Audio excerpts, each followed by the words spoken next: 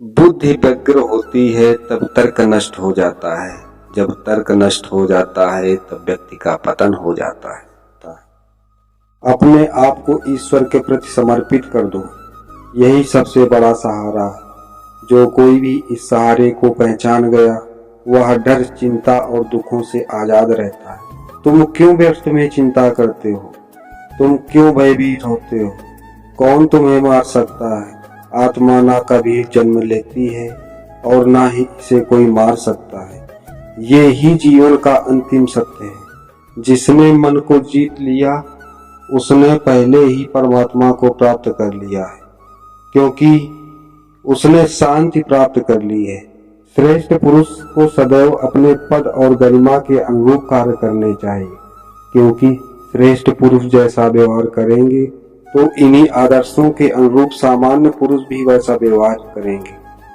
जो खाने, सोने, आमोद प्रमोद तथा काम करने की आदतों में नियमित रहता है वह योगाभ्यास द्वारा समस्त भौतिक क्लेशों को नष्ट कर सकता है। ऐसे मनुष्य के लिए सुख दुख, सर्दी गर्मी और मान अपमान एक से हैं। ना तो यह शरीर तुम्हारा है और ना ही तुम इस शरीर के मालिक। यह शरीर 5 तत्वों से बना है: आग, जल, वायु, पृथ्वी, आकाश। एक दिन यह शरीर इन्हीं 5 तत्वों में विलीन हो जाएगा। मनुष्य का मन इंद्रियों के चक्रव्यूह के कारण भ्रमित रहता है, जो वासना, लालच, आलस जैसी बुरी आदतों से ग्रसित हो जाता है। इसलिए मनुष्य का अपने मन एवं आत्मा पर पूर्ण नियंत्रण होना चाहिए।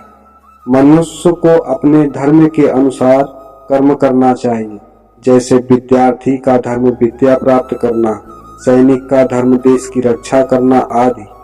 जिस मानव का जो कर्तव्य है कर्तव्य पूर्ण करना चाहिए। मैं सभी प्राणियों को एक समान रूप से देखता हूँ। मेरे लिए ना तो कोई कम प्रिय है ना ही ज्यादा, लेकिन जो मनुष्य मेरी प्रेम पूर्वक आराधना करते हैं वो मेरे भीतर रहते हैं और मैं उनके जीवन में आता हूँ। जो मनुष्य जिस प्रकार से ईश्वर को स्मरण करता है उसी के अनुसार ईश्वर उसे फल देते हैं। कंस ने श्री कृष्ण को सदैव मृत्यु के लिए स्मरण किया तो श्री कृष्ण ने भी कंस को मृत्यु प्रदान की। अतः परमात्मा को उसी रूप में स्मरण करना चाहिए जिस रूप में मानव उन्हें पाना चाहता है। धन्यवाद।